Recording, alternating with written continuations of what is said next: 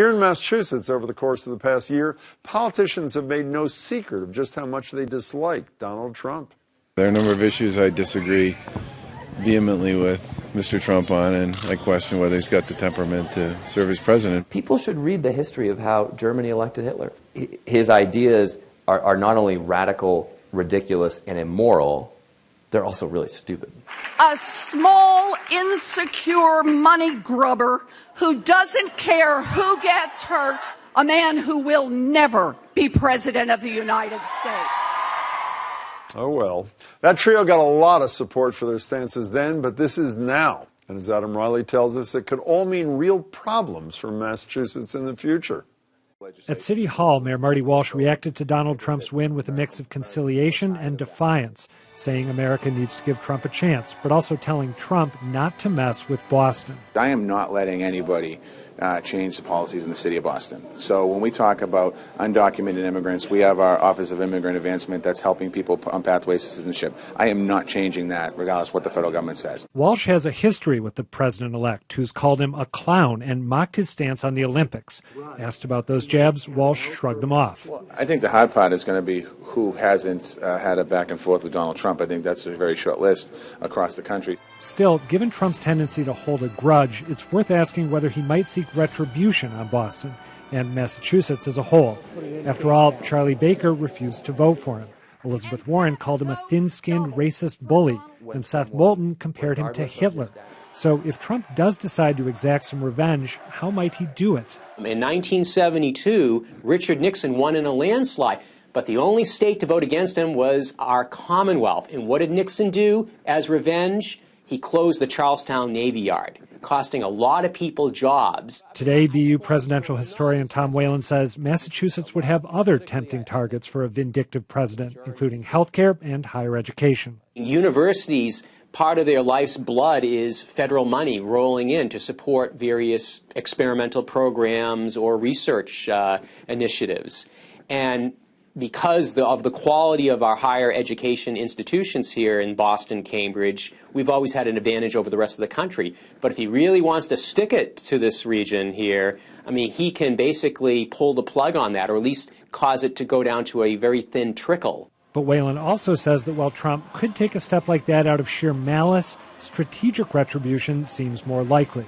If you ever read The Art of the Deal or read passages of it, he likes to use such things as leverage.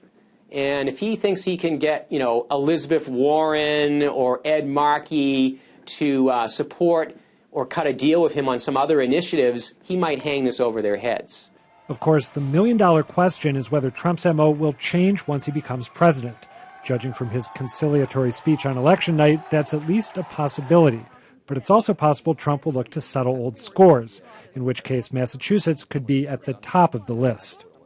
Hey, Adam. Hey, Jim. Good. Did you see the three congressmen earlier in the show? I did. I wouldn't say they were, I don't know if optimistic is, I don't know, what would you say they were? They were pretty upbeat, right? They right, were saying we can open work, to the we're going to try to work. Okay. Positive collaboration. There's that on one side, and there's Charlestown Navy Yard 2.0, as Tom Whalen said, on the other side. Where does the reality lie, do you think? I think the disorienting thing about Trump is that we really have no idea. He gave that concession speech in which he sounded like this calm bridge builder who wanted to reach out. However, today we've heard he's going to appoint Sarah Palin maybe as Interior Secretary, which is not a reaching out kind of move.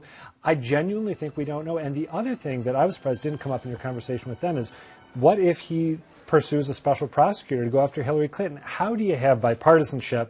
Well, that's not just a Massachusetts thing. No, that's not. But you have Charlie Baker, as I said, who's a real problem. You have Seth Moulton calling him a maniac. Comparing him to Hitler. And comparing him to Hitler. And then how about, let's talk about the highest profile person, Elizabeth Warren, who has been his foil, essentially, and vice versa, in the international Twitter wars. She's shown an ability to get under his skin that I'm not sure anyone else has.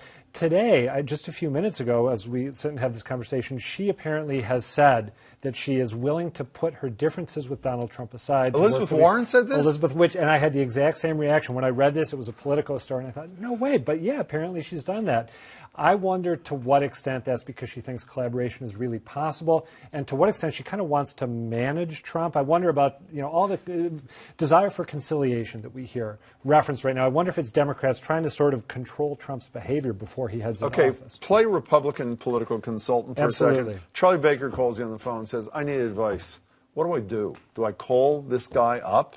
Do I send him a telegram, or they don't send telegrams anymore? Do I tweet, congratulations, Mr. President? What does Charlie Baker do? Well, he put out a statement today that seemed to be sort of striking just the right balance. I mean, he's very good at striking the right balance, sort of saying that he hoped Trump would help heal the country, that he looked forward to working with him. He wasn't as tough as Mitt Romney, who sounded like he had some trepidation in his semi-congratulatory tweet. Baker's really good at finding the right equilibrium, and I think he's already done it with Trump. So he doesn't even need to call you. Yeah, absolutely not. Adam He's doing Riley, great. thanks so much. Thanks, Jim. Talk to you soon.